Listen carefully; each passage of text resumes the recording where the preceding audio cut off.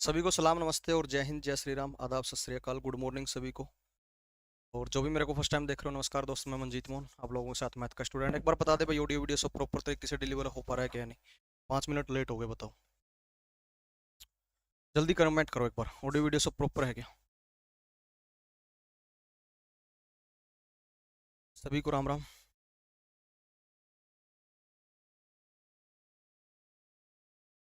काफी ज्यादा लेटेंसी है भाई। ओके है सब, ठीक है तो स्टार्ट करें। और जो पीडीएफ थी वो आप लोगों को टेलीग्राम पर ऑलरेडी शेयर कर दी गई, कल कर दी थी ना।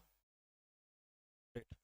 और आज फ्राइडे है, कल और परसों ऑफ रखेंगे आप सैटरडे संडे को 2 दिन। ठीक है, तो जिसने पहले के एपिसोड नहीं लगाए होंगे डिस्क्रिप्शन में भी तो कुछ डाला नहीं हो गया होगा मेरे ख्याल से, तो डिस्क्रिप्शन में जाकर के देख लेना। जून 2023 के जो लाइव सेशन हुए हैं या जनवरी 2023 के जो लाइव सेशन हुए हैं या पहले की जो वीडियोस हैं सारे की सारी काम की हैं, बिना काम की कोई वीडियो नहीं मिलेगी। ठीक है ना, तो वो सारी देख लेना कल और परसों में। ठीक है, देखो ये है टेलीग्राम चैनल, लीजो मैथ्स के नाम से ही मिल जाएगा टेलीग्राम पे। इस पे पीडीएफ ऑलरेडी मिल जाएगी आपको। 19 वाली भी आज शाम को ही कर देंगे, ठीक है।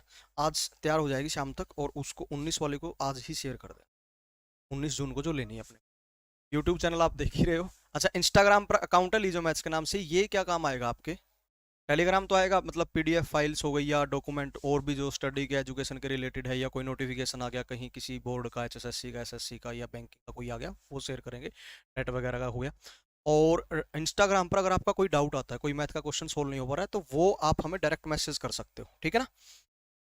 वो आप क्या कर सकते हो, डायरेक्ट मैसेज पहुंचा सकते हो उसको, या तो यहाँ इन पीडीएफ में इंक्लूड कर लिया जाएगा, अदरवाइज उसका सोल्यूशन आपको वहीं इंस्टाग्राम पर आपके साथ शेयर कर दिया जाएगा, ठीक है। तो स्टार्ट करते हैं बिना देरी की, देखना स्टार्ट करो। पहला क्वेश्चन देखो, अरे वाह, ब्लू कलर से बोलते हैं इसको मोस्ट नेगेटिव एनर्जी वाला कलर होता है।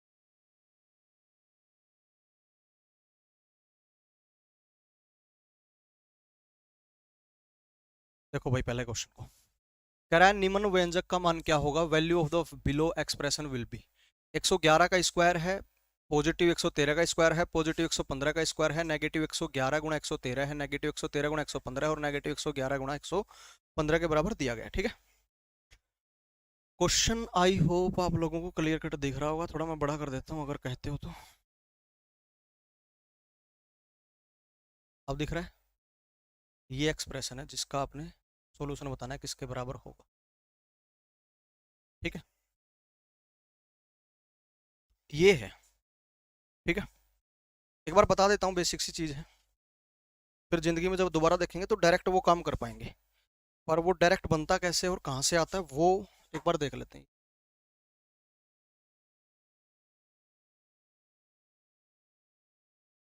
देखो यहाँ पर हुआ क्या है दोस्त, जनरली 111 को अगर आप लोग कहें कि ये मेरा ए है, ठीक है, पी के आर लेना है तो पी के आर ले लो।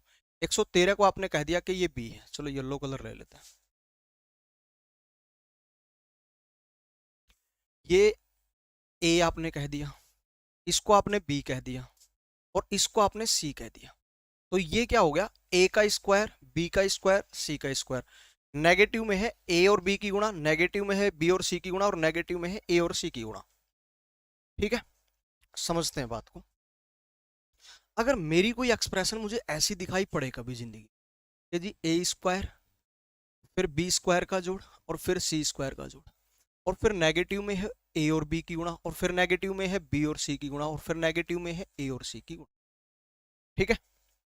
अगर ऐसा मुझे कभी दिखाई पड़े तो मैं क्या कर सकता हूँ, अगर मैं इस पूरी एक्सप्रेशन की 2 से गुणा कर दूं तो ये हो जाएगा, 2 हो जाएगा, यहां पर भी 2, यहां पर भी 2, यहां पर भी 2 और यहां पर भी 2। अब पूरे की मैंने 2 से गुणा करी है तो इस पूरे को 2 से भाग भी करना पड़ेगा, इस पूरे को 2 से भाग भी करना पड़ेगा, ठीक है। यानी कि इस जो ब्रैकेट में है इस एक्सप्रेशन को मैं सॉर्ट आउट कर लेता हूं, क्या बनेगा ये फाइनल में जाकर के, और फिर उसकी गुणा करनी है 1/2 से, बस मुझे इतना सा बात ध्यान में रखनी है, ठीक है ना। देखो यहां से मैं लिख सकता हूं ए स्क्वायर जमा ए स्क्वायर, ए स्क्वायर जमा ए स्क्वायर। यहां से मैं क्या लिख सकता हूं, बी स्क्वायर जमा बी स्क्वायर लिख सकता हूं। सी स्क्वायर को मैं क्या लिख सकता हूं, सी स्क्वायर जमा सी स्क्वायर लिख सकता हूं। ऊपर वाले एज इट इज रख दिए मैंने। अब देखो, अगर यहां से मैं ए स्क्वायर जमा बी स्क्वायर, बीच में पॉजिटिव आएगा भाई सभी के, ठीक है ना, यहाँ बीच में पॉजिटिव है ना इन तीनों को मैंने ऐसे लिख दिया। दो ए स्क्वायर है ना, ए और ए अलग से, बी स्क्वायर अलग से, सी स्क्वायर पॉजिटिव सी स्क्वायर अलग से। मैंने ए स्क्वायर को ले लिया, यहां से बी स्क्वायर को ले लिया, और यहां से नेगेटिव 2ab को ले लिया। जो अभी व्हाइट सर्कल में मैंने क्लोज कर रखे हैं, ये क्या बन गया, a square positive b square negative 2ab। तो मैं क्या कह सकता हूं, ये क्या बन गया, ए नेगेटिव बी का होल स्क्वायर बन गया, बन गया, ठीक है। अब अगर यहां से मैं ये ए स्क्वायर और ये सी स्क्वायर ले लूं और साथ में ले लूं नेगेटिव 2ac, देखो अब ये ए स्क्वायर ले लूं जमा सी स्क्वायर घटा के 2ac, तो ये क्या बन गया, आप कहोगे ये बन गया ए घटा सी का होल स्क्वायर, और बीच में पॉजिटिव चलेगा, बीच में पॉजिटिव चलेगा। अब कौन रह गया वो और देख लो, एक तो रह गया बी स्क्वायर, ये रह गया बी स्क्वायर, और ये रह गया सी स्क्वायर और नेगेटिव 2bc। ये क्या बनेगा, बी स्क्वायर पॉजिटिव सी स्क्वायर नेगेटिव 2bc, ये क्या बन गया, ये क्या बन गया, तो आप कहोगे b घटा सी का होल स्क्वायर बन गया। अब ये पूरे की पूरी बन गई, और बाहर क्या करना, 1/2 से मल्टीप्लीकेशन, ठीक है। यानी कि मुझे अगर कभी भी इस प्रकार की एक्सप्रेशन दिखेगी जहां 2 सभी के साथ नहीं है, 2 बाहर भी नहीं है, फिर तो उसको मैं डायरेक्ट ऐसे ट्रांसफॉर्म कर सकता हूं। मुझे तो खैर ये रिजल्ट याद है, पर कैसे बना उसका यहां जवाब मिल गया। अब आपने भी मेमोराइज रखना है, अगर ऐसा दिखाई पड़े तो उसको ऐसे ट्रीट किया जा सकता है, ठीक है। क्या करना है, तीन है ना अपने पास में वेरिएबल्स ए बी और सी, तीनों में से किसी दो को लेकर के उनका डिफरेंस का स्क्वायर और आपस में उनका जोड़ और उसका हाफ करना है, ठीक है। आ जाओ क्वेश्चन पे। ए कितना है 111, इन्हीं दो को लेना है ना, तो इन दो को ले लिया और इनका डिफरेंस करा, 111 और 113 का डिफरेंस कितना बनेगा, चाहे तो नेगेटिव 2 ले लो चाहे पॉजिटिव 2 ले लो, कोई फर्क नहीं पड़ेगा क्योंकि उसका स्क्वायर ही तो होना है। समझ पाए भाई, पॉजिटिव 2 का स्क्वायर भी पॉजिटिव 4 बनेगा, नेगेटिव 2 का स्क्वायर भी तो पॉजिटिव 4 बनेगा, तो कोई फर्क नहीं पड़ता कि आप 111 में से 113 घटा रहे हैं या 113 में से 111 घटा रहे हैं, ठीक है ना। तो 111 और 113 का डिफरेंस आया 2, 2 का स्क्वायर कितना हो जाएगा 4, जमा में 113 और 115 को ले लेता हूं, फिर से डिफरेंस 2 और उसका स्क्वायर 4। अब कौन रह गया लेना, देखो मैं ए के साथ बी को ले चुका हूं, बी के साथ मैं सी को ले चुका हूं, कौन रह गया लेना, ए और सी को रह गया। पर यहां 111 और 115 है, डिफरेंस बनेगा 4 और 4 का स्क्वायर बनेगा 16, और इसका मुझे क्या करना पड़ेगा, हाफ करना पड़ेगा। कितना आया, 16 और 4 20, 20 और 4 24, और 24 का हाफ कितना हो जाएगा 12। वही क्वेश्चन का राइट आंसर ऑप्शन ए पर जो लिख रखा था, ठीक है। एक बार कमेंट दे करके मारो, क्या ये क्वेश्चन सबको समझ में आ गया, या फिर यहीं से कह सकते थे 2 से डिवाइड कर दिया, 2 और 2 और 8, 2 2 4 और 8 12, ऐसे भी कर सकते थे क्योंकि तीनों पर्सनली 2 से कंप्लीट डिवाइड हो रहे हैं। ग्रेट, क्वेश्चन का राइट आंसर क्या आएगा, 12 यानी कि 12, जो कि लिखा गया है ऑप्शन ए पर, ठीक है। नेक्स्ट क्वेश्चन देखो,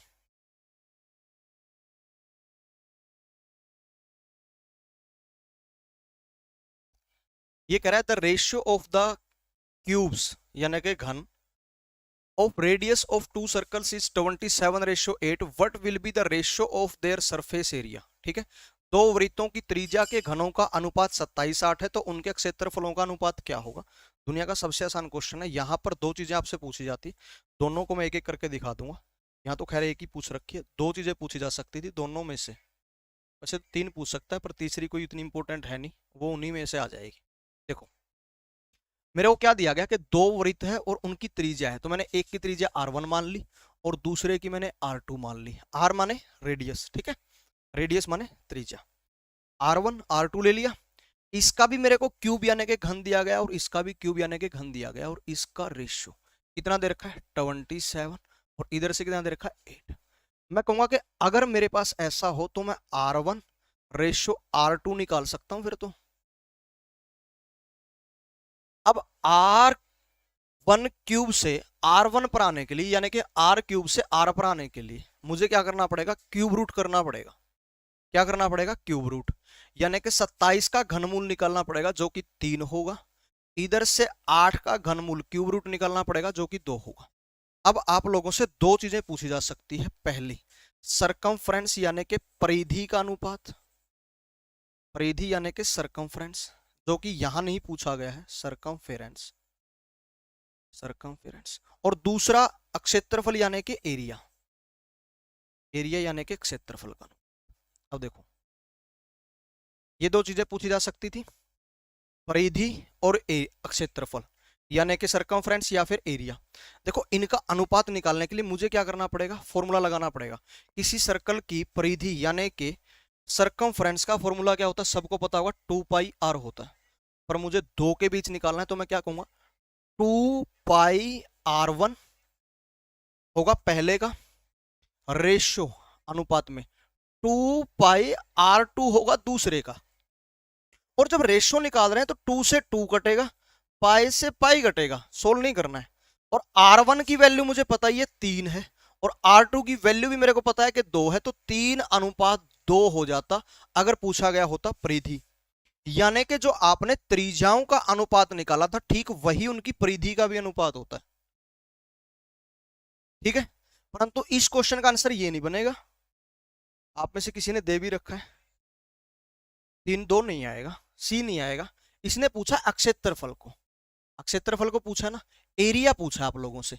और एरिया के लिए क्या होता है, तो आप कहोगे पाई आर स्क्वायर होता है किसी सर्कल का एरिया यानी कि क्षेत्रफल। तो पाई R1 स्क्वायर होगा, रेशो अनुपात पाई R2 का भी स्क्वायर होगा। अब देखो, अनुपात ही निकाल रहा हूं तो पाई से पाई का तो बाजा बजा दिया। ठीक है, यहां से R1 का स्क्वायर आएगा, और R1 कितना है 3, और 3 का स्क्वायर कितना आएगा 9, और उधर से है R2 का स्क्वायर, और R2 की वैल्यू है 2, 2 का स्क्वायर कितना आएगा 4। तो ए आंसर बनेगा। थोड़ा सा समझने की जरूरत थी। 3-2 जो आंसर आ रहा है वो परिधि सरकमफ्रेंस का आ रहा है। ठीक है ना, क्लियर हुआ, बताओ एक बार। इस क्वेश्चन को लेकर के किसी को दिक्कत तो नहीं है ना। वैसे यहाँ पर जो वर्ड यूज हुआ है ना, यहाँ पर जो वर्ड यूज हुआ है, क्या बोलते हैं इसको, सरफेस एरिया। ये वर्ड यूज होता है 3 डायमेंशनल ऑब्जेक्ट्स के लिए। यहाँ पर डायरेक्ट एरिया लिखना चाहिए था इसको। और अगर परिधि के बारे में पूछ रहा है तो परिधि ही लिखनी चाहिए थी, क्योंकि देखो परिधि और परिमाप दो चीजें होती हैं, और वो दोनों काम सेम ही करती हैं। जैसे परिधि इसके लिए होती है, और परिमाप तो किसी के लिए भी हो जाएगा, कोई आयत है या कोई त्रिभुज है। ठीक है, जब भुजाएं होती है ना, साइड्स होती हैं, और उसके अलोंग आप घूमना शुरू करते हैं, और एज कितना आप घूमे वो परिमाप है। जैसे यहां पर भुजा है ना 1, भुजा है ना 2, भुजा है ना 3, इन तीनों भुजाओं की लंबाइयों का जोड़ तो क्या कहलाया करेगा, परिमाप, यानी कि पेरीमीटर। अब यहां पर अगर इसके आउटर लाइन के अलोंग घूमना शुरू करें और देखेंगे कितना घूमना पड़ेगा, तो यहां कोई भुजा नहीं है। देखो, वृत्त के बारे में, सर्कल के बारे में ना दो चीजें बोली जाती है। या तो ये बोलोगे आप, इसके पास एक भी भुजा नहीं है। दूसरा, इसके पास अनगिनत भुजाएं हैं। या तो कहो इसके पास एक भी साइड नहीं है, ऐसा बोलना ठीक है। दूसरा फिर, या फिर बोलो इसके पास इनफाइनाइट साइड्स है, नॉन फाइनाइट, अनंत है, अनगिनत भुजाएं हैं इसके पास में, ऐसा बोला जाता है। तो इसकी जब साइड्स के अलोंग घूमते हैं ना, तो उसको परिमाप ना कह करके स्पेशल वर्ड इसके लिए बोला गया, दैट इज परिधि। सर्कल है ना, तो सरकमफेरेंस, समझ में आई, वो पेरीमीटर होता है भाई अंग्रेजी में।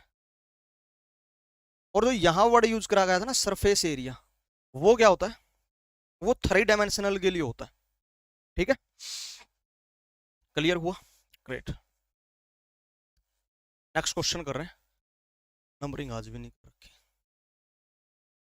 क्वेश्चन नंबर, ये देखना एक बार, राम और श्याम मिलकर एक निश्चित कार्य को 20 दिन में पूरा कर सकते हैं। राम ने 12 दिन काम किया, श्याम ने शेष कार्य को अकेले 24 दिन में पूरा कर दिया। श्याम पूरे काम को अकेले कितने दिनों में पूरा करेगा। बहुत बहुत बहुत बहुत ज्यादा आसान क्वेश्चन है, सिर्फ एक बार आपको लॉजिक समझ में आना चाहिए कि हुआ क्या है। ठीक है, देखो, राम और श्याम अगर मिलकर के करते हैं, तो मेरे को क्या पता लगा कि भाई राम और श्याम अगर मिलकर के करेंगे ना, तो काम कंप्लीट हो जाएगा विद इन 20 डेज। 20 के आगे डेज लगाना, दिन लगाना लगा सकते हो, बाकी जरूरत नहीं है, क्योंकि हर जगह दिन ही तो मेंशन कर रखे हैं। क्वेश्चन का आंसर भी दिनों में ही आने वाला है, तो मैंने 20 लिख दिया। राम और श्याम मिलकर के 20 दिन में कर सकते हैं, मैंने ऐसा नोटिफाई कर लिया साइड में। आगे क्या कहा कि राम ने 12 दिन काम किया, इसका मतलब अब श्याम नहीं था इसके साथ, इसके साथ श्याम अवेलेबल नहीं था। राम ने कितने दिन काम किया, अब यहां लिख रहा हूं, राम ने 12 दिन काम किया, ठीक है।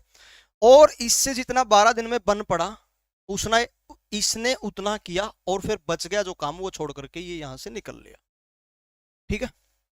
फिर आया श्याम बाबू, श्याम की एंट्री होती है, और श्याम ने शेष कार्य को अकेले 36 दिन में पूरा ही कर दिया। तो मैं क्या कहूंगा कि श्याम बाबू कितने दिन काम करता है, 36।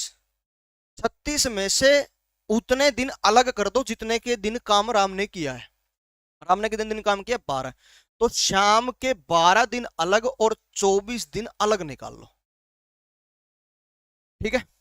अब मैं क्या कह सकता हूं, देखो हुआ तो ऐसे है सीन कि राम ने अकेले 12 दिन काम किया, फिर राम अपने घर चला गया, उसने श्याम को भेजा, श्याम जब गया तो उसने अकेले 36 दिन काम किया और काम कंप्लीट हुआ, ऐसे करके मैं इसी बात को क्या कह सकता हूं कि राम और श्याम इकट्ठे 12 दिन काम करते हैं और फिर अकेला श्याम 24 दिन काम करता है, तो भी तो काम उतने ही दिनों में पूरा हो रहा है। आई मेरी बात समझ में।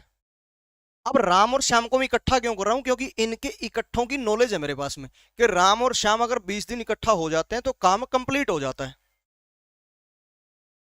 ठीक है।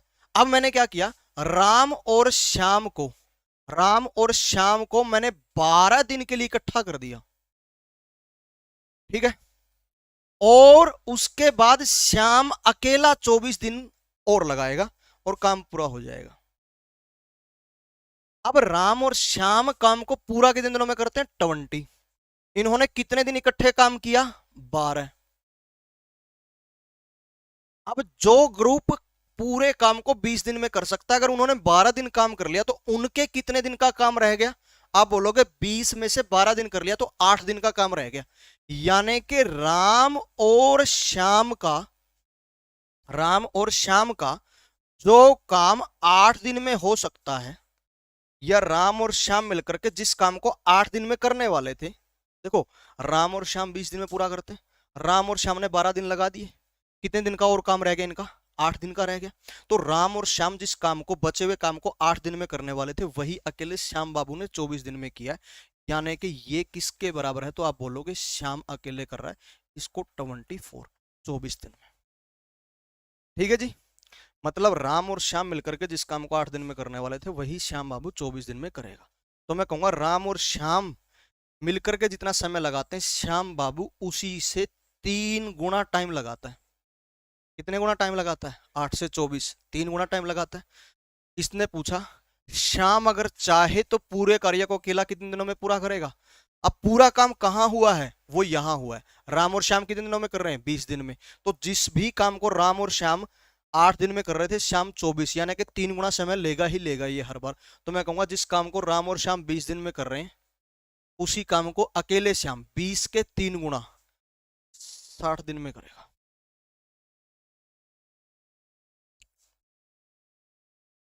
ठीक है, ग्रेट। क्वेश्चन का राइट आंसर कितना बनेगा, ऑप्शन ए, यानी कि 60 डेज लगेंगे। कितने डेज लगेंगे भाई, 60 डेज लगेंगे।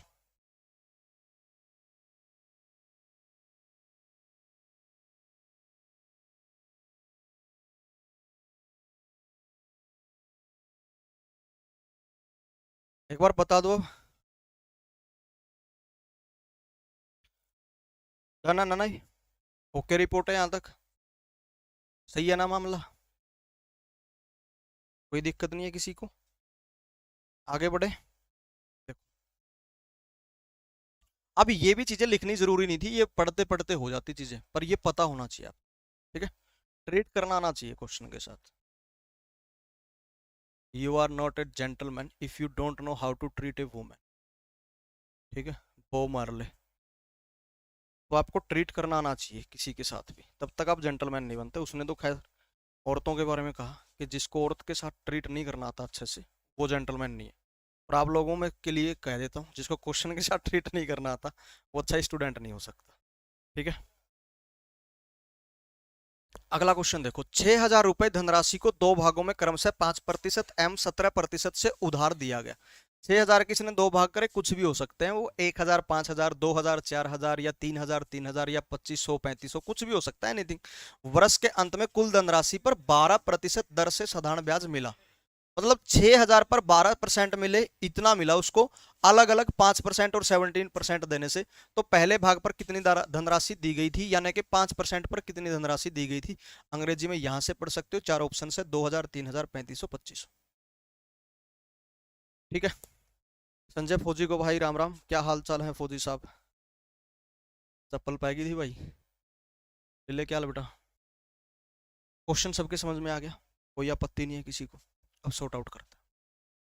मेरे पास में दो चीजें हैं, 5% पर दिया और 17% पर दिया, और दोनों पर देखो एलिगेशन अप्रोच से कर रहा हूं, 5 के साथ भी परसेंट है, 17 के साथ भी परसेंट है, हटा दिया। दोनों से मिलकर के कितना मिला, पूरी धनराशि पर जैसे 12% मिल गया, तो बीच में 12। Alligation approach. ठीक है, अब मैं क्या करूंगा, क्रॉस सेक्शन में नेगेटिव, 17 में से 12 माइनस करा 5, 12 में से 5 को माइनस करा 7। ये 5:7 जो आया है ना, ये आपको शो कर रहा है कि इस दर पर ये रेट है, इस दर पर तो इतने रुपए दिए गए थे उधार, और इस दर पर इतने रुपए दिए गए थे उधार। मैंने कई दफा ये बात कह ली आप लोगों से कि एलिगेशन अप्रोच परमिशन मेथड काम कैसे करता है। जिनको मिलाया गया सेम लेवल पर रखो, उनके मिलाने का जो निचोड़ तैयार हुआ, रिजल्टेंट यानी कि परिणाम जो तैयार हुआ है, उसको बीच में रख दो, क्रॉस सेक्शन में नेगेटिव कर दो। और जो बीच में रखा जाता है रिजल्टेंट यानी कि परिणाम, वो हमेशा ही ऊपर वाले दोनों से छोटा और दोनों से बड़ा नहीं हो सकता, वो दोनों के बीच में कहीं होना चाहिए, यानी कि एक से बड़ा और एक से छोटा। और जहां छोटा होगा वहां तो ये खुद घटेगा, जैसे 17 में से खुद घट गया 12, और यही 12 अब घट चुका है ना, तो अब घटाएगा, तो दूसरे को ये 5 को घटा करके 7 बना। ठीक है, अब मैं यहां से कहूंगा कि अगर 5 रुपए यहां, 7 रुपए यहां, तो फिर टोटल 12 ही रुपए हुए। पर रुपए 12 नहीं है, रुपए टोटल कितने उधार दिए गए थे, 6,000 थे। कितने रुपए थे, 6,000, तो किससे गुणा हो गई, आपने कहा जी 500 से गुणा हो गई, 12 पंजे 60 आ गया, और डबल जीरो और लगा दी, 500 से गुणा हुई है। इस सर्कल से निकाल दो जिस भी चीज के बारे में वो आप लोगों से पूछ रहा है। उसने क्या पूछा आप लोगों से कि पहले भाग पर कितनी धनराशि दी गई थी। पहला भाग कौन होता है, जिसका पहले जिक्र हुआ, और पहला कौन है, 5% वाला पहला है, 5% वाला पहला है। और पहले की क्वांटिटी यानी कि 5% वाले की 5 ही आई हुई है। इस 5 को लेना है, उस 5 को नहीं लेना, कहीं उस 5 को लेकर के बैठ जाओ, वो तो रेट है। रुपयों का अनुपात यहां बना है 5-7, तो इस 5 की गुणा इस 500 से करोगे, और क्वेश्चन का राइट आंसर हो जाएगा ऑप्शन डी। अगर ये पूछा दूसरे भाग पर, तो ये 7 लोगे और इस सर्कल से निकाल दोगे, और क्वेश्चन का आंसर ऐसे में हो जाता डी, सॉरी सी, 3500। अब ये ऐसा क्वेश्चन है जो कोई ऐसे स्टूडेंट नहीं होगा जिसको ये सोल्व करना ना आता हो, हर कोई सॉर्ट आउट कर सकता है इसको यार। 6,000 का 12% निकालना है, एक टुकड़े को x मान लिया, दूसरे को 6,000 माइनस एक्स, एक्स पे 5% लगा दिया, 6,000 माइनस एक्स पे 17% लगा दिया, 17। दोनों का जोड़ जो 6,000 का 12% आया उस बराबर रख दिया, आ जाएगी x की वैल्यू। पर वो टाइम कंज्यूमिंग होगा इन दैट सिनारियो। अभी के लिए क्वेश्चन का राइट आंसर रहेगा ऑप्शन डी। नेक्स्ट क्वेश्चन पर मूव कर रहे हैं, एक बार पढ़ लेते हैं। एक व्यवसायी की आय एक वर्ष में 25% बढ़ जाती है, लेकिन अगले वर्ष 4% घट जाती है। इसी पैटर्न के अनुसार 5 साल बाद उसकी आय 72,000 रुपए होगी। उसकी वर्तमान आय क्या है। ठीक है, अंग्रेजी में नीचे पढ़ लेना भाई, सीजीएल में आया हुआ क्वेश्चन है 2018 की बात, बहुत आराम से हो जाने वाली चीज है। ठीक है, देखो मेरे पास में दो चीजें हैं, एक तो है 25%, थोड़ा और मैं इसको खिसका लेता हूँ, सही दिख रहा होगा ना। देखो मेरे पास में दो चीजें हैं, एक तो है 25% और एक है 4%। इसकी फ्रैक्शनल वैल्यू सबको पता है 1/4 बनती है, और इसकी भी फ्रैक्शनल वैल्यू सबको पता है कि 1/25 बनती है। पर 25% बढ़ जाती है और 4% घट जाती है, ऐसा बोला ना। तो अगर 4 पर 1 बढ़े तो कितनी हो जाएगी 5 पर बड़ी किस पे 4 पे। मतलब अगर उसकी आय 4 रुपए है तो 1 साल बाद 5 हो जाएगी। यहां घट रही है तो 25 से अगर 1 घटे तो कितनी हो जाएगी 24 पर घटी किस पे 25 पे। यानी कि अगर उसकी आय 25 है तो 24 हो जाएगी, घट करके 4% की कमी हो जाएगी। ठीक है, ऐसा 5 सालों तक होगा। पर पहले वर्ष ये काम हुआ है, दूसरे वर्ष ये हुआ है, और यही पैटर्न आगे जारी रहा। इसका मतलब ये हो गया, ये काम होगा फर्स्ट ईयर पे, ये काम होगा सेकेंड ईयर पे। हो गया, फर्स्ट ईयर पे बढ़ गई, सेकेंड ईयर पे घट गई, थर्ड ईयर पर फिर से बढ़ेगी, और फोर्थ ईयर पर फिर से घटेगी, और फिफ्थ ईयर पर फिर से बढ़ेगी, और बस रोक दो, 5 ही साल चाहिए। ठीक है, मतलब ये काम होगा 3 दफा और ये काम होगा 2 दफा। अगर आज उस बंदे की आय मैं कह दूं कि M रुपए है, M फॉर मैथ होता है, ठीक है, M फॉर मैथ। अब अगर मैं उस बंदे की आय कह दूं, उसकी वर्तमान आय है ना वो M है, ठीक है, तो 3 बार ये काम कर दो, 5/4 गुणा 5/4 और गुणा 5/4, और 2 बार घटेगी तो 2 बार ये काम कर दो, गुणा 24/25 गुणा 24/25, ये हो जाएगी। अगर आज M है तो 5 साल का मैंने लगा दिया ऑपरेशन, कर दिया जो एक्शन लेना था। 5 साल बाद कितनी हो जाने वाली है 72,000, 72,000 रुपए हो जाए, लिख दिया मैंने 72,000, 72,000 रुपए लिख दिया। अब अगर आप चाहें तो 5/4 के बाद 24/25, फिर 5/4, फिर उसके बाद में 24/25, फिर 5/4 लिख सकते हो, परंतु ऐसा करने की जरूरत नहीं है। जब साफ साफ दिख रहा है ये 3 दफा करना है 2 दफा करना, या तो वहीं सिंप्लीफाई कर लेते या यहाँ सिंप्लीफाई कर लो, अब सेम ही बात है, आंसर तो सेम ही आना। देखना एक बार क्या क्या कर सकता हूं मैं। 5 और 5 की गुणा होती है 25, एक 25 कट गया, ठीक है। अब देखो, इस 4 से ये 24 कट गया 6 पे, इस 4 से ये 24 कट गया 6 पे, ठीक है, और इस 5 से ये 25 कट गया 5 पे, ऊपर कितना बन गया 36, ठीक है, 6 और 6 की गुणा 36।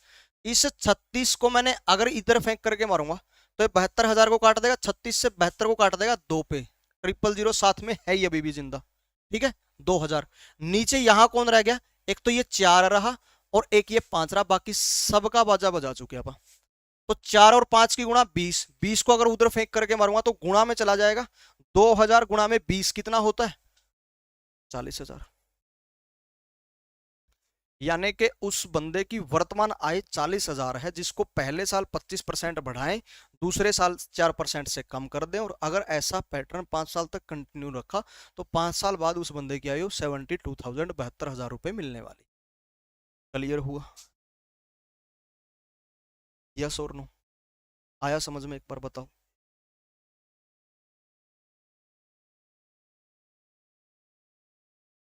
बताओ एक बार जरा, ओके रिपोर्ट है ना, सही चल रहा है मामला, कोई दिक्कत नहीं है। नेक्स्ट क्वेश्चन देखो, टाइम एंड वर्क से लिया गया क्वेश्चन। यदि 28 पुरुष किसी कार्य के 7/8 भाग को एक सप्ताह में करते हैं तो शेष कार्य को एक अन्य सप्ताह में पूरा करने के लिए कितने पुरुष कार्य पर लगाने होंगे। 7/8, ये तो बातों बातों में हो जाएगा, देखना एक बार, यही देख लो एक बार, हो जाएगा। देखो कोई कॉपी पेन की जरूरत नहीं। 28 बंदे, काम का 7/8 भाग कर दिया, एक सप्ताह लिया। अब जो बचा हुआ काम है वो मैं कह सकता हूं 1/8 होगा, 1/8 होगा ना भाई, एक काम होता है पूरा, 7/8 उसका हो गया तो एक में से 7/8 घटाओगे 1/8 रहता है, उसको भी एक ही सप्ताह में करना है। जितना समय यहां लगा उतना ही समय और देना है, और काम क्या करना है 7/8 से 1/8, बस इतना सा फर्क है। बंदे देखने हैं कितने रखने पड़ेंगे काम पर।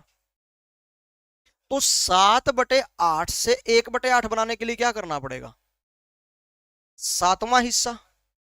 अगर आप सातवें हिस्से का काम चाहते हो तो सातवें हिस्से के बंदे करो, और 28 का सातवां हिस्सा कितना होगा 4,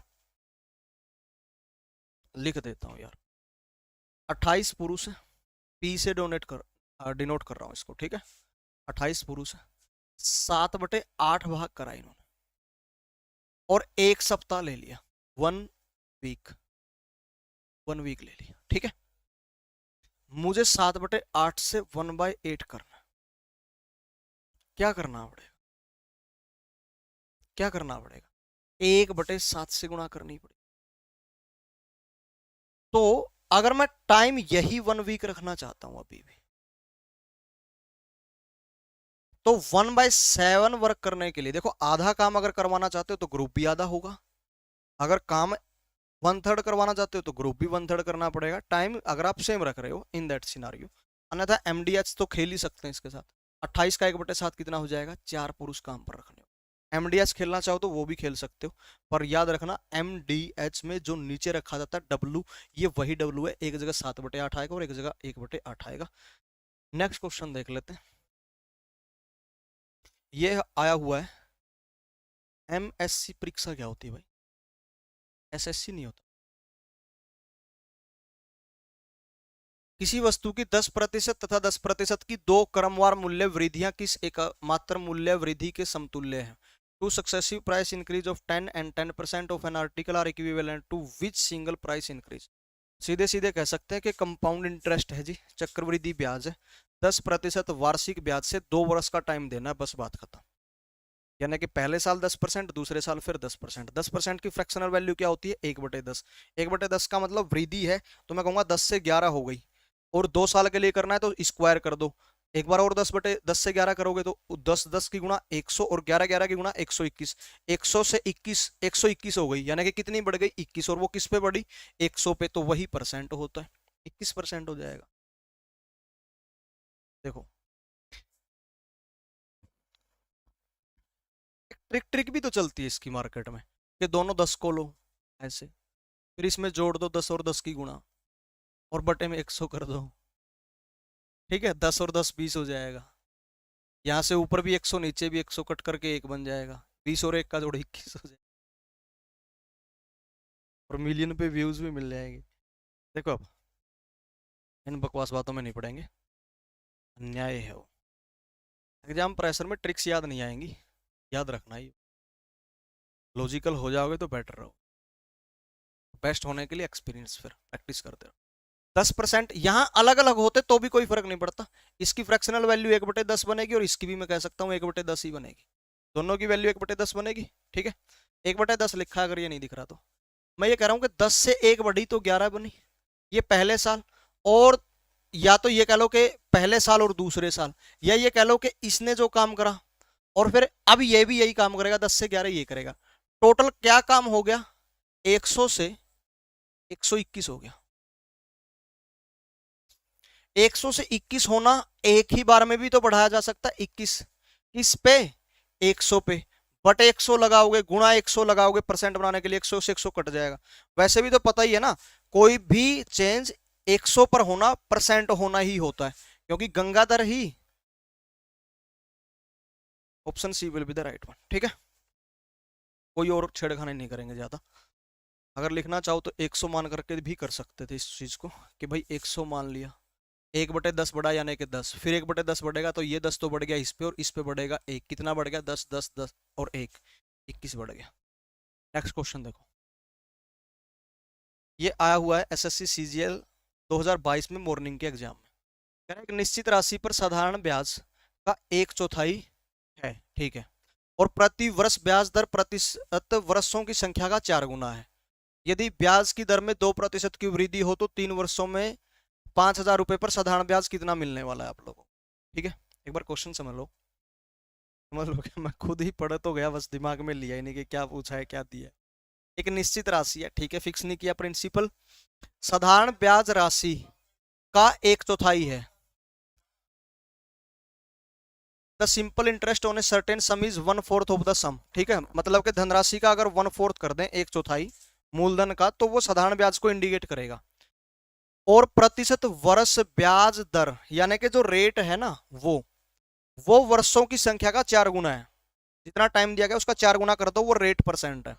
यदि ब्याज की दर में 2% की वृद्धि हो जाए, एक बार तो आप लोगों को रेट निकालनी पड़ेगी, और फिर उसमें 2% का इंक्रीमेंट करेंगे, 3 वर्ष का टाइम देंगे, 5,000 पर काउंट करके बताएंगे कितना एसआई यानी कि सिंपल इंटरेस्ट बनने वाला है। बात करता हूँ, देखो सिंपल इंटरेस्ट का फॉर्मूला क्या होता है सबको पता है ना, साधारण ब्याज बराबर होता है मूलधन, मूलधन गुणा दर गुणा समय। होता है कि नहीं होता? अब समय और दर के बारे में मेरे को एक रिलेशन पता है। क्या पता है?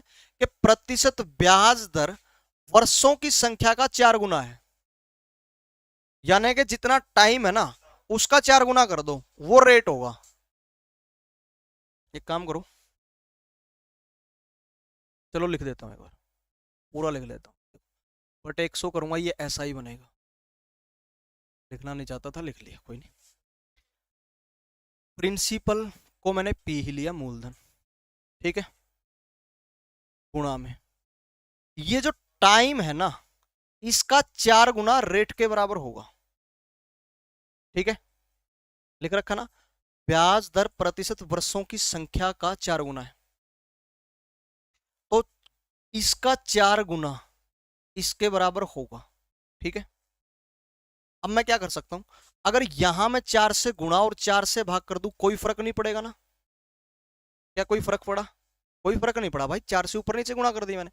अब मैं क्या कर सकता हूं, इस आर को तो आर लिख सकता हूं गुणा में, इस 4 गुणा में टाइम, वर्षों की संख्या का 4 गुना दर आर लिख सकता हूं फिर से, और बटे में 100 गुणा में 4 पड़ा रहने, तो अभी नहीं हलचल करेंगे।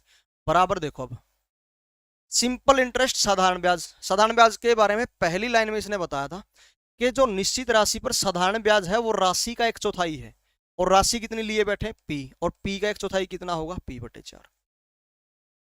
ठीक है, हाँ आर बराबर 4T बोल सकते हो, तो 4T अपन ने बना लिया और उसी की जगह आर लिख दिया। पर यहां अगर आपने 4T बनाया है, इसका मतलब 4 से गुणा कर दिया ना, तो 4 से भाग भी करना पड़ा, इसलिए नीचे वाला 4 पैदा हो गया। अब मैं कहूंगा देखो, पी से पी का बाजा बजा, 4 से ये 4 का खत्म खेल, आर और आर की गुणा आर स्क्वायर होगी, ये 100 क्रॉस मल्टीप्लाई रूल के तहत यहां चला जाएगा बराबर में, आर स्क्वायर बराबर 100 आ गया, तो मैं कह सकता हूं कि जी आर की वैल्यू फिर तो 10 हो गई। आर की वैल्यू रेट अगर 10 आ गई, अब ये कह रहा है 2% की वृद्धि करो, तो 2% की वृद्धि के साथ कितनी हो जाएगी? 12% हो जाएगी। 12% पर 3 साल का टाइम दो, 5,000 रुपए मूलधन कंसीडर करो, ब्याज बताओ कितना होगा? कोई कैलकुलेशन नहीं करनी ना अब तो। देखो कैसे करा मैंने इतने जल्दी, वो बता देता हूं, देख लो यहां व्हाइट कलर से लिख रहा हूं भाई। 12% का मतलब क्या हो गया? 100 से 12, 100 रुपए पर 12 रुपए ब्याज मिलेगा मेरे को 1 साल के लिए, 1 साल के लिए। अब मुझे क्या करना है, एक तो ये टाइम 1 साल नहीं है, टाइम 3 साल करना है, मतलब मेरा टाइम 3 गुना हुआ है, तो इसका भी 3 गुना हो जाएगा फिर ब्याज का। अब ये तो मूलधन 100 ही रख लिया, मूलधन मुझे 5,000 करना है, मतलब कि इसका 50 गुना, तो इसका भी 50 गुना मिलेगा फिर। अब देखो 12 और 3 की गुणा 36, 36 और 5 की गुणा 180, 180 के आगे अगर 1 जीरो लगाऊंगा तो 1800 बना जाऊंगा।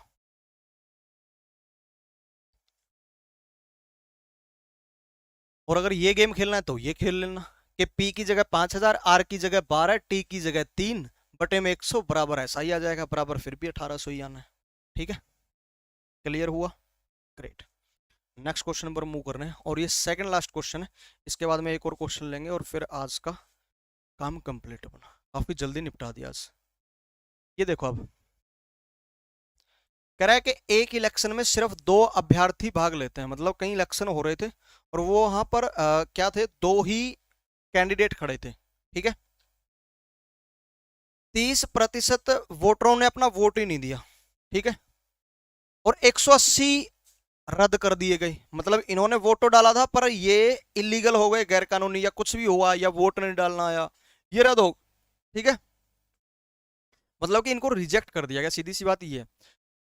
जीते हुए उम्मीदवार को उसके विरोधी से 684 वोट ज्यादा मिले, जिसको मैं कह सकता हूं 684 से वो बंदा जीत करके बैठा है। ठीक है, आगे जीते हुए उम्मीदवार द्वारा प्राप्त की गई वैध वोटों की संख्या रजिस्टर्ड वोटों की संख्या का 42% है। ठीक है, मतलब जीतने वाले को जो टोटल वोट्स थे ना उसका 42 निकाल करके दे दो परसेंट, इतने वोट उसको मिले हैं। तो पूछा गया है कितने रजिस्टर्ड वोटरों ने अपने वोट दिए थे, ठीक है।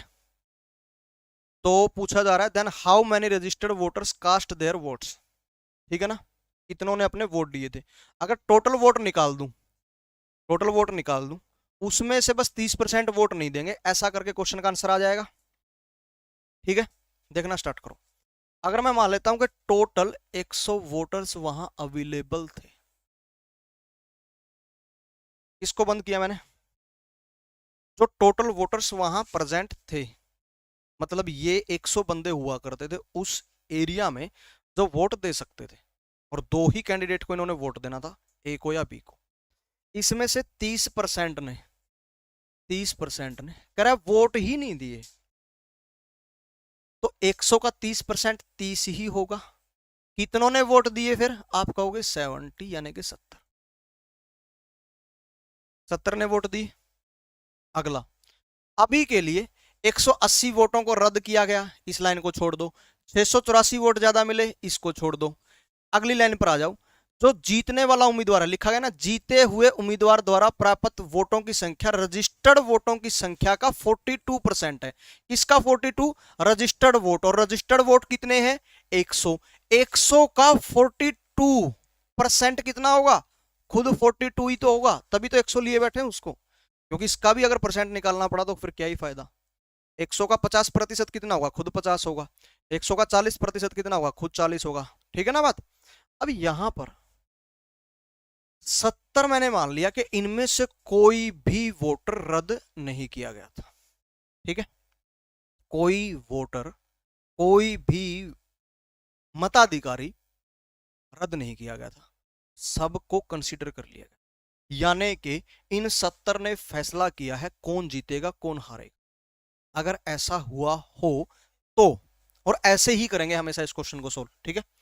मैं मान रहा हूं कि इन्हीं 70 ने फैसला किया, तो 70 में से 42 तो जीतने वाला ले गया, हारने वाला कितना ले जाएगा, 70 माइनस 42 यानी कि 28 ले जाएगा। अब जिनको छोड़ा है उनको लेने का टाइम हो गया। अभी तक का मैं सीन रिपीट कर देता हूं। कुल वोट मैंने 100 माने, 30% ने करा कि कास्ट ही नहीं किया, वोट दिया ही नहीं है, अबसेंट थे, तो 30 को निकाला 70, फिर रद्द भी हुए। जीतने का गैप तो हर बार आएगा ही आएगा, अगर ड्रॉ हो गया मैच तो फिर तो क्या ही गेम रह गया। 180 को रद्द कर दिया गया इस लाइन को, और जितने से जीता मैंने इन दोनों को स्किप किया। इसने अगली लाइन में मुझे बताया कि रजिस्टर्ड वोटों की संख्या का 42% ना जीतने वाले के खाते में गया, तो रजिस्टर्ड वोट तो कितने थे 100, 100 का 42% कितना होगा 42। अगर यही बंदे किसी का भाग्य तय कर रहे हैं तो 70 में से 42 देखो आया तो इसका परसेंट है, पर गिनती तो यहां से हुई होगी ना,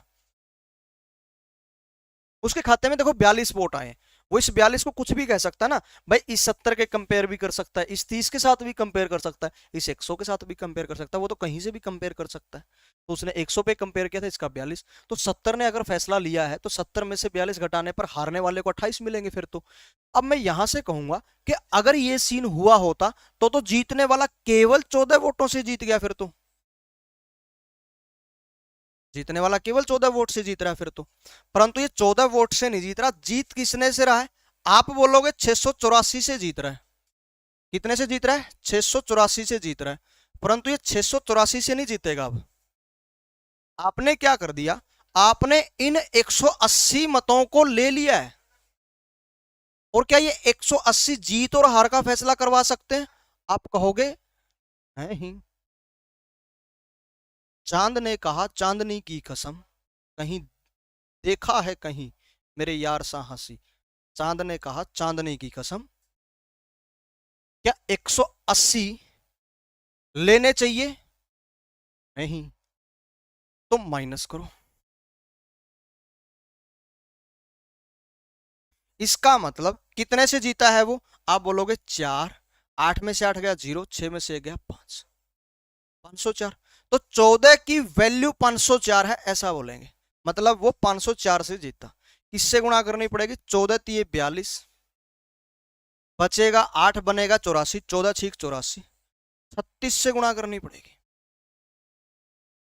किससे गुणा करनी पड़ेगी, 36 से गुणा करनी पड़ेगी। अब इसने ये नहीं पूछा कि कुल कितने मताधिकारी थे, अगर कुल मताधिकारी पूछे ना, याद रखना देखो अगर ये बोले कितने रजिस्टर्ड वोट हैं, अपने वोट दिए नहीं, अगर ये पूछता कितने रजिस्टर्ड वोट हैं, अगर सिर्फ ये बात पूछता तो हम वैल्यू निकालते 100 की, और 100 गुणा 36, 3600 हो गया होता क्वेश्चन का आंसर। पर अभी 3600 नहीं है, क्योंकि इसने क्या पूछा, कितनों ने अपने वोट दिए। तो वोट कितनों ने दिए थे, वोट तो 70 ने दिए थे ना, 180 रद्द हुए वो अलग बात है, पर 30 ने तो वोट ही नहीं दिए थे ना, इन 70 ने तो वोट दिए, इनमें से कोई रद्द हो गया तो वो ऐसा थोड़े कि वो अबसेंट था। अबसेंट होना फेल होना दो अलग अलग बातें हैं। तो वो 30 तो अबसेंट हुए, 70 प्रेजेंट हुए हैं, और फिर ये 180 फेल हुए हैं, ऐसा बोलोगे। तो क्या करना पड़ेगा, क्रेट 70 गुणा में 36 कितना आएगा, 25 20 तो नहीं आ रहा, देखना एक बार। अच्छा ये बैंकिंग का कोई एग्जाम है भाई, ऑप्शन ई आंसर आ रहा है इसका, ठीक है, यही आ रहा होगा। मैंने तो केवल इकाई का अंक देखा था और कुछ देखा भी नहीं था। देखना एक बार गुणा करके, जीरो, ठीक है, जीरो सबके साथ थी, 7 6 42 कैरी कर गया, 4 7 21 और 4 25, सही आ रहा है। इकाई का अंक वाला रूल जिंदाबाद। देखो जीरो तो सबके साथ ही थी, अब इकाई का अंक वहां जीरो है, फिर 6 है, फिर 6 है, फिर 2 है, फिर 6 है, और वहां कितना आएगा, 7 और 6 गुणा करते 42, यानी कि 2 आएगा। देखो एक ही ऑप्शन जिंदाबाद हो गया। इसको रिवाइज करने की जरूरत नहीं होनी चाहिए, ठीक है, क्योंकि काफी टाइम लगाया मैंने इसको एक्सप्लेन करने में। ऐसे ऐसे क्वेश्चन आप लोग भी अपनी जिंदगी में अब देखते रहोगे कहीं ना कहीं, क्योंकि अब ये क्वेश्चन ना नॉर्मल, मतलब नुकुन क्या करते भाई, यार जड़ा भी जाओ यो आदमी सारे पाइजे यो जमा लोकल हो लिया, समझ गए।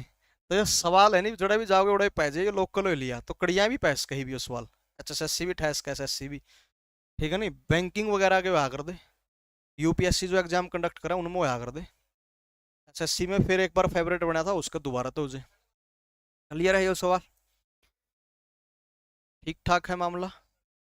अब ये क्वेश्चन है रीजनिंग बेस्ड दोस्त, और आया हुआ है CGL 2013 की बात है, एक बार क्वेश्चन आराम से पढ़ लो, फिर बताता हूँ कैसे प्रोसीड करना चाहिए था इसको।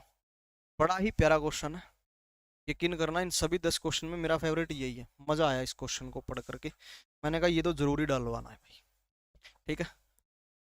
बाकी जिसका डाउट था उसको सोल्यूशन तो मैंने भेज दिया था व्हाट्सएप पे, ठीक है ना।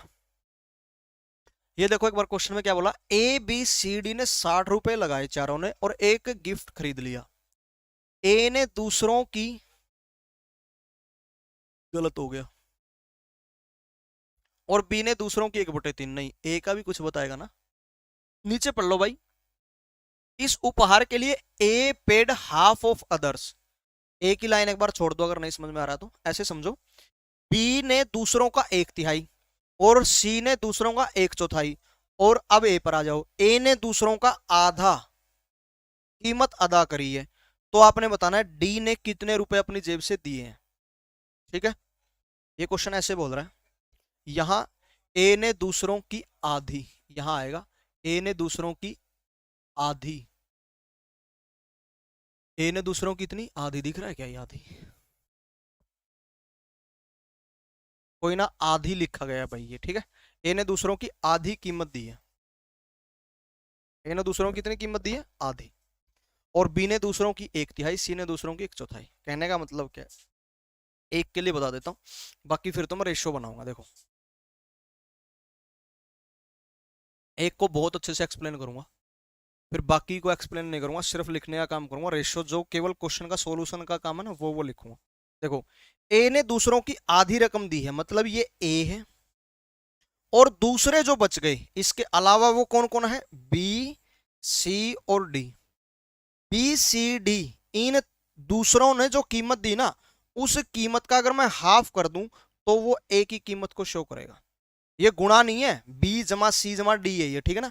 बी ने जितने रुपए दिए पॉजिटिव, सी ने जितने दिए पॉजिटिव, डी ने जितने दिए, जो इनका सम बना उसका हाफ करूं तो ए की कीमत आ जाएगी कि ए ने कितने रुपए दिए, ये ऐसे बोल रहा है। अब ऐसे ही कह रहा है कि बी ने दूसरों की, मतलब ACD का 1/3 दिया है, और सी ने दूसरों की मतलब ABD का 1/4 दिया है, तो पूछ रहा है डी ने अपनी जेब से कितने दे रखे हैं वो बताओ, और 4 खूबसूरत से ऑप्शन है, ठीक है। अब देखो ए ने कितने रुपए दिए और फिर बचे हुए BCD ने कितने दिए, इनके बीच में एक रेशियो फॉर्म करो, फिर बी ने कितने दिए और दूसरों यानी कि ACD ने कितने दिए, रेशियो फॉर्म करो, फिर सी ने कितने दिए और ए बी डी ने कितने दिए, रेशियो फॉर्म करो, पहले रेशियो बना लो एक बार, फिर आगे बढ़ते हैं। तो मैं यहां से कह सकता हूं, देखो भाई ए जो है हाफ देगा इनका, तो इनका हाफ देगा ना, तो मैं कहूंगा कि इन्होंने अगर 2 दिया तो इसने 1 दिया होगा हाफ, इसने 1/3 दिया, मतलब अगर इन्होंने 3 दिए हो तो इसने 1 दिया होगा, इसने इनका 1/4 दिया 1/4, तो इन्होंने अगर 4 दिया हो तो इसने 1 दिया होगा। आ गया, ठीक है। अब मेरे को एक बात बताओ, यादों में मरते हो, एक बात देखो, यहां से इन सब का जोड़ क्या बनेगा, ए जमा बी जमा सी जमा D, A B C D. यहां से भी क्या बन रहा है, ए बी सी डी। यहां से भी क्या बन रहा है, ए बी सी डी। वो बात अलग, कहीं बी वहां पड़ा है, सी यहां पड़ा है, ए वहां पड़ा है, डी यहां पड़ा है, वो अलग अलग बात। परंतु ये एक जो 1:2 है, 1:3 है, 1:4 है, ये भी ए बी सी डी है, और ये भी ए बी सी डी, और ये भी ए बी सी डी। तो ए बी सी डी अगर कभी भी बंदे चारों इकट्ठे हों तो मैं कहूंगा उन चारों के द्वारा जो पैसे लगाए गए हैं ना, चारों ने इकट्ठे, वो तो चेंज नहीं होना चाहिए, वो तो हमेशा क्या आना चाहिए, सेम। तो यहां से देखना एक बार, ए बी सी डी का जोड़ कितना बना, 3, और यहां से 4, और यहां से 5 जोड़ बन रहा है, तो ये तो बराबर नहीं है, इसको तो बराबर होना पड़ेगा। अब बराबर कितना बनाएंगे, या तो कहोगे इनका मल्टीपल ले लो, तीनों एक दूसरे के साथ कोप्राइम निकलेंगे, तो तीनों का मल्टीप्लीकेशन कर दो, 60 बना दो।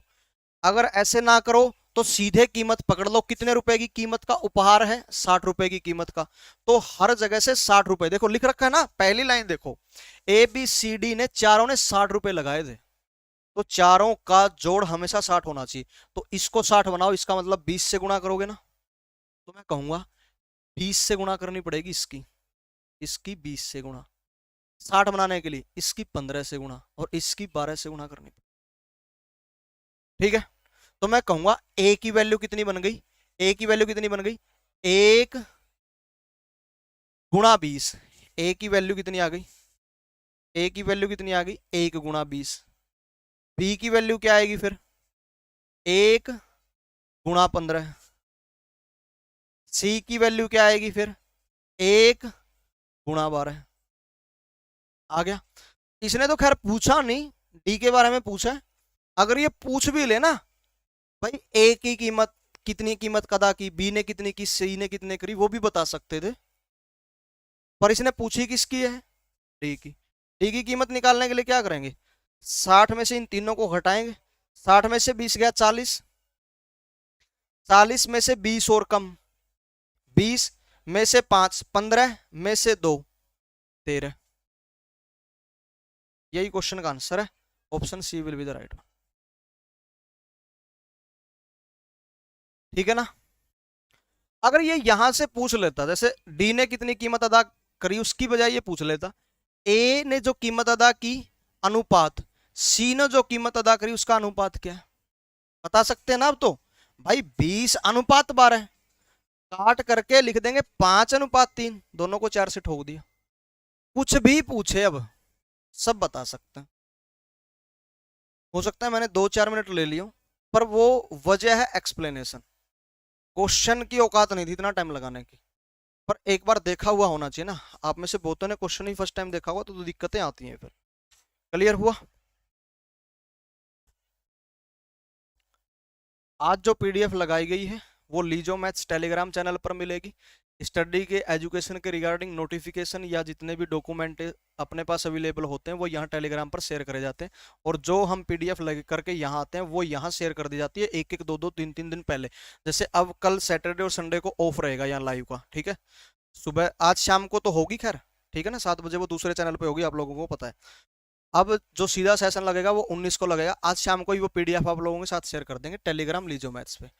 और इंस्टाग्राम पर भी एक अकाउंट है लीजो मैथ्स के नाम से, यहाँ आप अपने डाउट्स भेज सकते हैं, कोई क्वेश्चन सॉर्ट आउट ना हो पा रहा हो, या तो उसको यहाँ पीडीएफ में इंक्लूड कर लेंगे, या फिर क्या कर लेंगे, वहीं पर आप लोगों को सोल्यूशन प्रोवाइड कर दें, ठीक है। अगर आज के इस एपिसोड में किसी को कोई दिक्कत आई है तो प्लीज कमेंट इट डाउन। वैसे 12 सेकंड, 11, 10, 9, 8, 1 घंटा होने में कमाल कर दिया ना। लास्ट स्टेप दोबारा, लास्ट स्टेप दोबारा, क्या था लास्ट स्टेप में? इन दोनों का, इन सॉरी, इन चारों का जोड़ कितना आया यहाँ से 3, इन चारों का जोड़ कितना आया 4, इन चारों का जोड़ कितना आया 5। परंतु ये चारों बंदे कभी जब चेंज ही नहीं हो रहे तो इनका जोड़ भी चेंज नहीं होना चाहिए था। तो मैंने कहा यहाँ से 3 4 5 है, ये सब के सब बराबर होने चाहिए। तो बराबर बनाने के लिए 3 4 और 5 का लघुत्तम कितना आया 60, मुझे 60 बनाना है। या फिर मैंने कहा कि 60 कीमत है वो बना लो। जैसे वहां पर कीमत अगर 120 होती ना तो एक बार तो 60 बना दो सभी को, और फिर 2 से और गुणा कर देते 120 बनाने के लिए। अब मुझे पता है कि 3 को 60 बनाना है और 4 को भी और 5 को भी। तो 3 को 60 बनाने के लिए गुणा किससे करनी पड़ेगी 20 से, 4 को 60 बनाने के लिए 15 से, 5 को 60 बनाने के लिए 12 से गुणा करनी पड़ेगी। ठीक है, चलो एक चीज और वेरीफाई करवा देता हूं।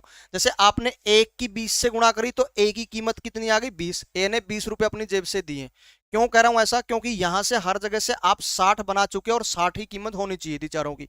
120 होती तो ये सही कीमत नहीं होती, डबल और करना पड़ता, क्योंकि आप लोगों ने 60 बनाया इसको। अगर कीमत वहां 120 होती तो 2 से और मल्टीप्लाई करते तो 40 30 24 26 आती फिर। ठीक है ना। अब अगली बात सुन लो, मैं ये कह रहा हूं कि आपने ए की वैल्यू कैसे निकाली 1 गुणा 20 करके, बी की निकाली 1 गुणा 15 करके, सी की कैसे निकाली 1 गुणा 12 करके। एक बार देखना यहां से बी सी डी की वैल्यू क्या बनेगी 2 गुणा 20 करके, यानी कि 40 आएगी। किसकी वैल्यू बी सी डी। यहां से बी सी और डी का जोड़ करके देखो, अगर 40 ना आ रहा हो तो देखो, बी 15, सी 12, 27, डी 13, 40, किसी को भी ले लो। ए सी डी का जोड़ कितना आएगा 3 गुणा 15, 45 आना चाहिए। किस किस का ए सी डी का। तो ए सी डी 13 12 25 20 45 आ रहा है ना। हो गया लास्ट स्टेप दोबारा, कहो तो तिबारा करे इज्जत जोड़ पे वहां तारा बेरा को मारे एरियम वाला नुए करे आगरा जो कर टोस्ट टास्क करने लगे, चाहे पुगम पुगाई करने लगे, भाई कौन शुरू में फोता दे क्या होगा। फोता का मतलब जिसमें डाई आ जाकर है भाई, जो कर सारे लुकेंगे एक जना 10 20 50 100 जाए भी गिन के आने हो, कांद का न्यू लाए के अंदर गिना का उड़ा है।